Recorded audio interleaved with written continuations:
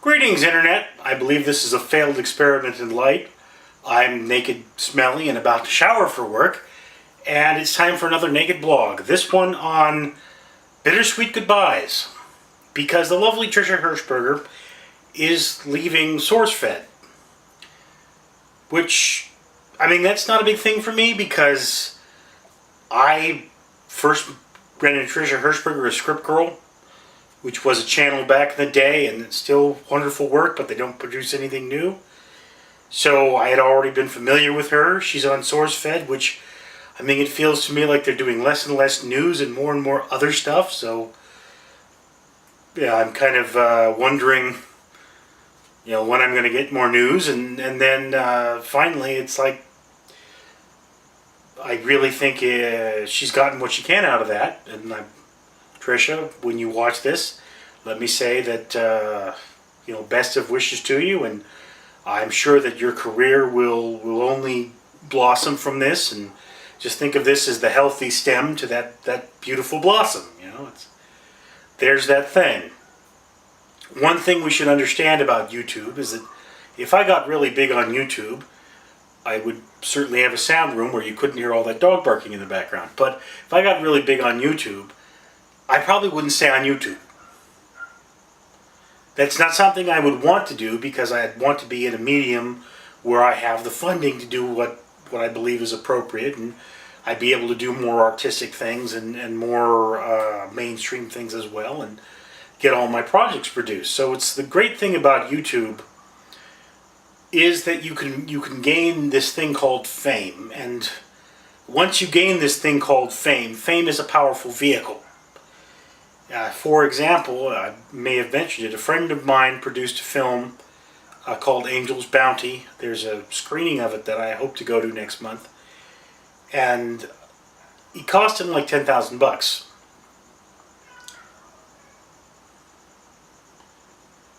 There's a lot of ambient noise today. But it cost him $10,000 because that's what the film cost at bare minimum. But he tried to use a Kickstarter, I believe, and he had some things going on to try and raise money for this show, or for this movie, and it's like, if you could attach someone with even moderate fame, you could go from a $10,000 movie where you're not paying your actors, hopefully to a $50,000 movie where you are paying your actors, and maybe even beyond. It's one of those things. So YouTube is great for fame, but the bottom line is it is a flawed medium. The people that produce the material, it's very hard for them to make their money back. I'm working now on a camera that cost me around $1,000. I've gotten $102 back from YouTube so far, and I think I've got around another $23, $24 in my AdSense, and that doesn't just come from YouTube. That comes from my blogs, it comes from my web comics that publish almost every day. It comes from a lot of sources. So like I say, this is a flawed medium. I'm not surprised that Miss Hirschberger is moving on to something bigger and better, although I think it may still be a streaming sort of a thing. And Tricia, where I really want to see you is on the big screen. Just remember, Carrie Fisher, I believe that's her name, the girl that played Princess Leia. Real short. So, I mean, hey, with your star power, maybe you can get into some more films. I'd really like to see that. That's what I've always wanted to see from you. But on to the topic at hand, bittersweet goodbyes. Most of my goodbyes have always been more bitter than sweet. There are situations, I would even say, the first time I played a reasonable supporting character in a play, I was 13 years old, or maybe I was even 12. It's possible. But I played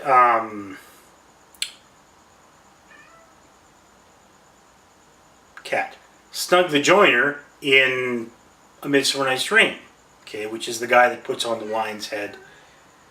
Excuse me. My life is so very complicated. In any case, as a young man in junior high school, I played the part of Snug in William Shakespeare's A Midsummer Night's Dream, and that was a great performance. I loved I think it was maybe 2 or 3 performances. No, 2 night performances, and I think there were like 3 performances for the school, and for the, during the day. And after that was over, there was this great sense of death, is how many of the actors described it, because it was such a wonderful living thing. That's one thing a lot of people don't understand about art, is art has a distinct life to it. A lot of songs, for example, in Africa, people consider a song to be a duet between the instrument and the musician. And there are a lot of artists here in America that say, a song properly performed has a life to it. Well, so does a play. And when that play is over, yes, there is a sense of death, a sense of loss. And yeah, it was one of the most wonderful feelings of my life to go out there and have the entire auditorium rise as a single body to clap. So, yeah, there was a great deal of pain when I lost that. Now, of course, nowadays, it doesn't matter how horrible a play is, some idiot stands up and they clap, and other idiots stand up and clap.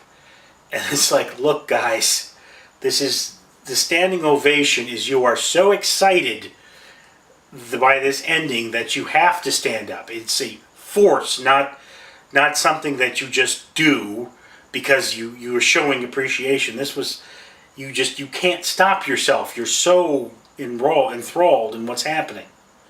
That's what the standing ovation really is. So when there's a short line of people standing up, it's like, okay, who do you know that's in this play? Who do you know? So that was a bittersweet situation for me.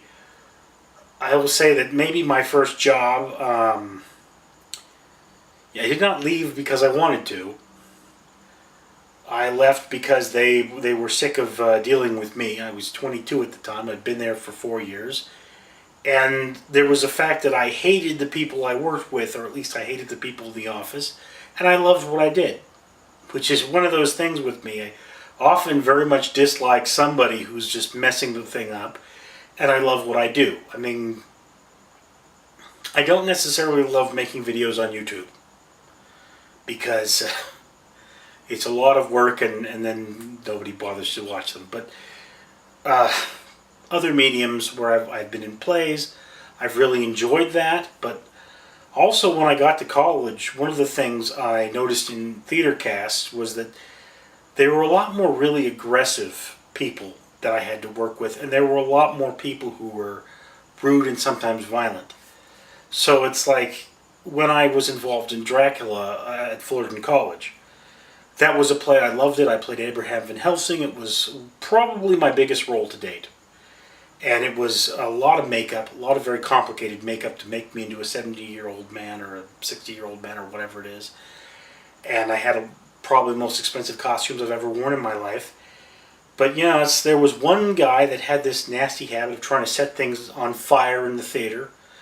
And, the stage manager didn't want to do anything about it. And only when he started making threats against my life did they actually say, okay, buddy, you need to understand that you don't set things on fire in the theater. It's against code, and people might get hurt. And then they got on me because I told them not to light things on fire in the theater. So on the one hand, I did love performing that character.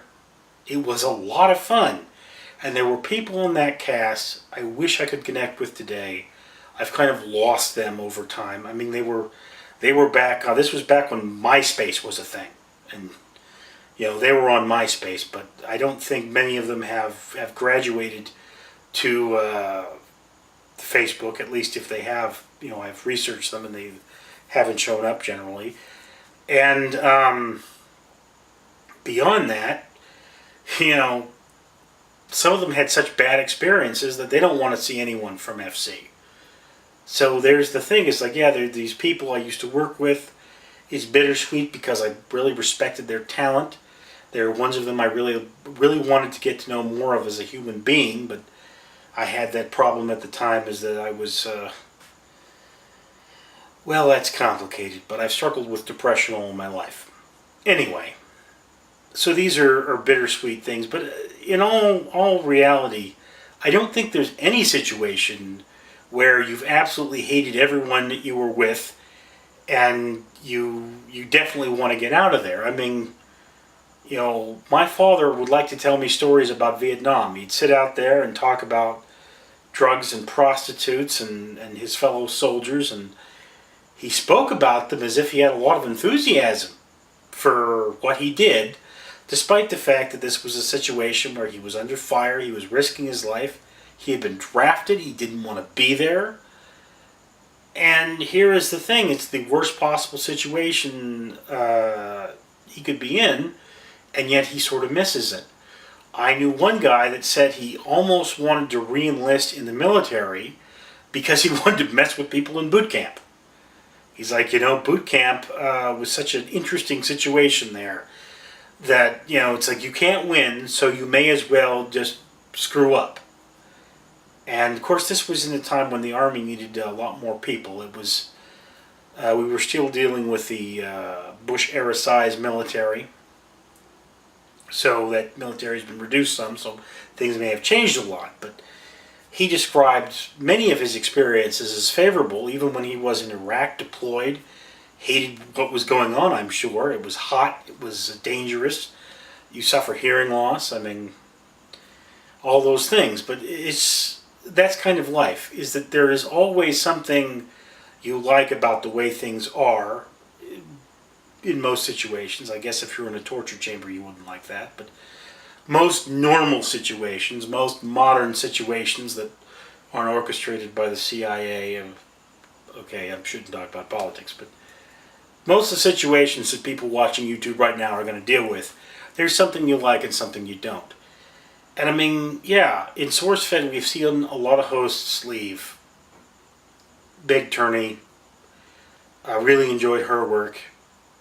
Elliot Morgan, I don't know if I had so much of an attachment to him. Joe Beretta, I imagine Will cries at night because Joe isn't around, and so on and so forth.